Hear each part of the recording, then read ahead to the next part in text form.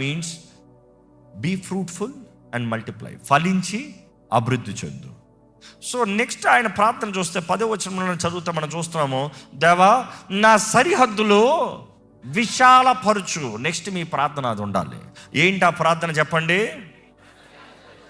సరిహద్దులు విశాలపరచు అన్నదప్పుడు నన్ను అధికంగా చేయి, నన్ను ఫలింపజేయి, నా జీవితంలో అధికమైన కార్యాలని, తరుణాలని నాకు అనుగ్రహించు, నన్ను గొప్ప చేయి, నాకు కావాల్సిన గొప్పగా నాకు కావాల్సిన అన్ని అనుగ్రహించు. Make my things numerous, that is one of the translation. Make me multiply, that is one of the translation.